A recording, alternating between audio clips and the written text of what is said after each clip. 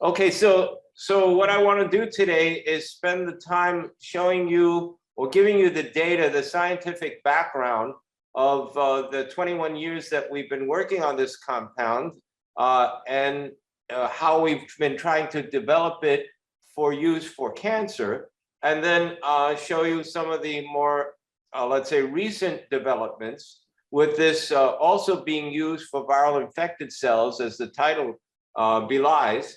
And then, of course, its relevance to its use approval in India against SARS-CoV-2. So I will try to take you through this journey of 21 years in about 40 or 45 minutes and try to explain it to those of you who do not have the same kind of oncologic background as some of the clinicians who are listening today, and try to combine the talk so that all of you can at least try to understand the most important points that I'm trying to make during this talk. So we should start first with the problem that we started with 21 years ago, and that was the idea that within every solid tumor, there are cells that are resistant to either the treatment by chemotherapy or either the treatment by radiation therapy, because those two standard treatments depend on replicating cells. Those cells have to be replicating in order for them to be sensitive to these types of treatments. But unfortunately, within every solid tumor, and for those of you who do not have a background, if you think of an egg, and you think of an egg as the white part of the egg are the rapidly dividing cells, but within every egg, there's a yolk, and the yolk cells are the cells that are not actively dividing. We would call them G0 cells in a state where they're just resting, or we would actually refer to them as stem cells. So in this slide here, you can see the whole tumor. This is the whole tumor with the inside part or the inner core where the slow growing or G0 cells are there, which are resistant to the chemotherapy because they're not actively dividing. And the problem is that once the chemotherapy or radiation takes care of these outer red cells, because they are replicating, these cells remain. And if those cells remain, they can give rise to more cells that are going to be actively dividing, as well as to the most metastatic ones. So, because you can also see here that these cells are in a low oxygen state, that's what this blueness depicts, those cells then become sensitive to the technique or the drug that we're going to be talking about today, 2DG. And let me show you before I get started with the biochemical principles, just so that we're all familiar with the drug. 2DG is exactly like glucose, except on this 2 carbon, hence the name. Here's 1 carbon, number 2 carbon. 2-deoxyglucose is missing in the 2 carbon in the down position. It's missing the oxygen. Otherwise, it's exactly like glucose. So what that means is that the cell will take up 2DG just like it takes up glucose. The glucose transporters in the cancer cell that are taking up more, because there are more glucose transporters in a cancer cell than a normal cell, they're taking up glucose through that transporter. And the first enzyme is called hexokinase, which phosphorylates glucose and traps it in the cell as a form of glucose 6-phosphate. Well, the same thing happens with 2DG. And so that becomes 2DG6-phosphate. But because of that 2DG part, when it doesn't have the oxygen but has a hydrogen, it can't go any further. So by not going further, it itself can't do anything as far as producing the energy that this process glycolysis produces. But more importantly, it will block the enzyme for glucose to be able to be used to make energy for the cell. So it, what we call, competitively inhibits this enzyme, phosphoglucose isomerase, and shuts down glycolysis.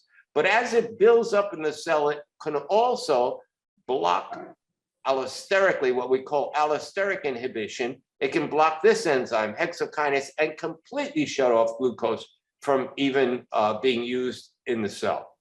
So what does this mean? For a cell that's not getting enough oxygen, as I showed you in the slide previously, that means that those cells then have no way to make energy, because by not having oxygen, they can't use what other cells could use if you do have oxygen.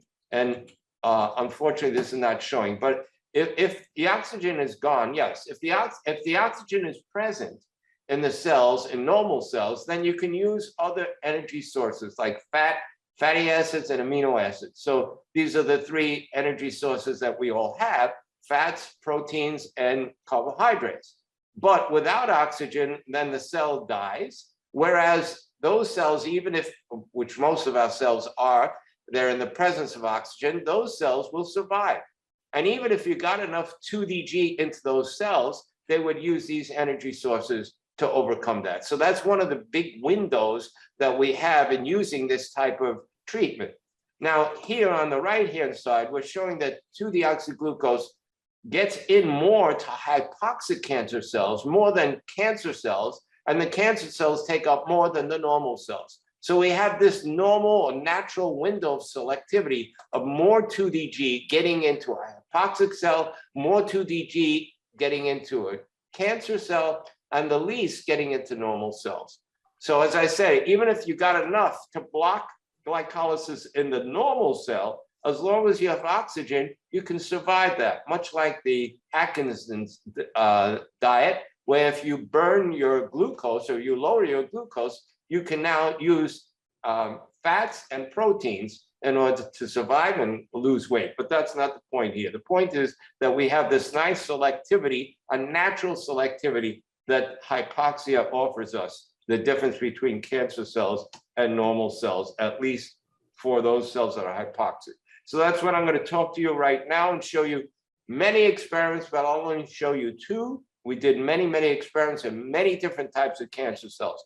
So one of them that was the first ones that we did, we took a cancer cell, and instead of just putting it under hypoxia, we also did two other things. We took the cell and gave it a chemical that blocked the usage of oxygen. We call that a mitochondrial agent. In this case, it's rhodamine 123. So that was our chemical model of what we call, quote unquote, hypoxia, or else anaerobic growth. That's another term.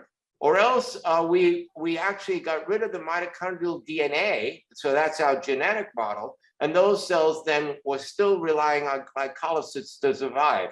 Well, down here, what you're looking at is survival. So dead cells in this up thing and showing that less than 10% cells. This one is the cancer cell that we did nothing to. And so it's the same cancer cell in all three other anaerobic models. And this last model is just putting the cells under hypoxia. And so under no treatment with 2DG, no 2DG, they're all surviving quite well.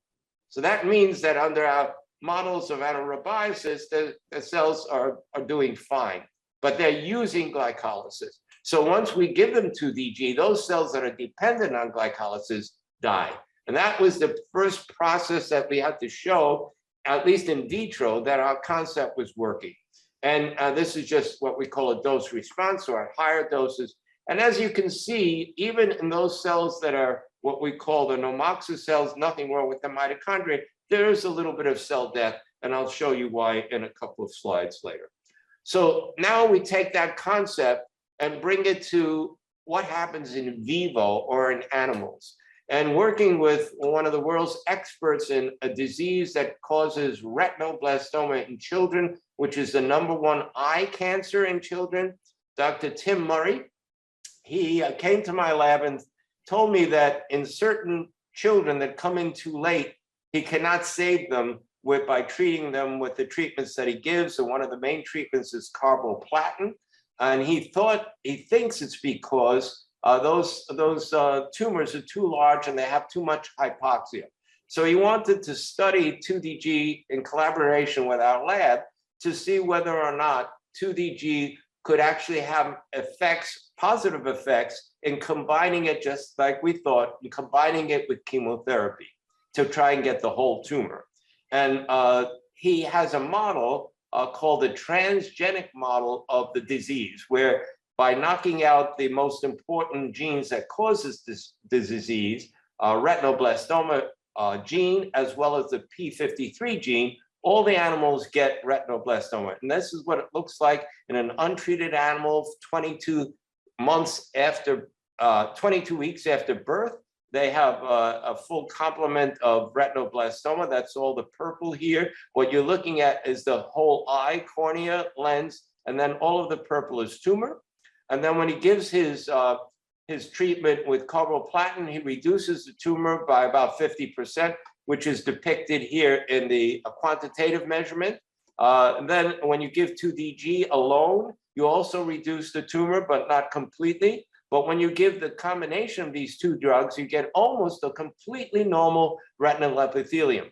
Well, what's most important about this is the proof of principle that what we saw in vivo, in vitro is working in vivo in animals.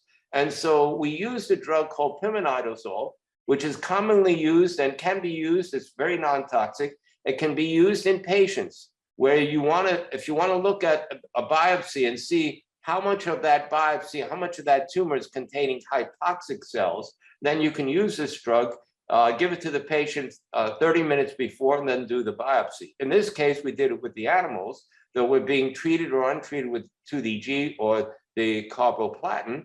And what we found is in the untreated animals, so A goes with A, there's plenty of hypoxia because the green is what this drug depicts when you do histochemistry. And so we see that as the hypoxic areas where those slow-growing cells reside. And then this is a nice negative control to see that the carboplatin treated alone still leaves a lot of these slow-growing cells that are found in the hypoxic areas. But now when you treat with 2DG alone, you get rid of all those cells. And so what you're left with is rapidly dividing cells, but those slow-growing hypoxic cells are gone. And then when you combine the treatment, you get almost a completely normal retinal epithelium. So this particular work kept me invested in 2DG and saying, if we do it right and we know how to treat, finally we know the best way to treat patients, this is worthwhile pursuing. So with that, we did get to a clinical trial, and I'm going to show you that in a minute, from the lab, from our ideas in the lab to patients, and then back to the lab after we found out what was working, what was not working so well as far as the delivery system, and then back into patients with the help of the two people that Arpen talked to you about before. So the first part then was from the lab, we got to a clinical trial, which was done here in Miami at the Sylvester Cancer Center in collaboration with other cancer centers. And we used 2DG in combination with Taxotere. And in the phase 1 trial, what we determined was the long-term treatment, long-term meaning these patients were drinking it once per day, and some of them drank it for over a year. And so it was very well tolerated at that, and this type of treatment. So they took a bolus drink once per day and displayed some activity, but in a phase 1, you don't expect too much. All you expect is to be able to see, is it safe? And so and also establish the highest dose you can give. And at the point where we hit 63 milligrams per kilogram, we felt that we didn't want to go any further than that. But at that dose, we also got an insulin response.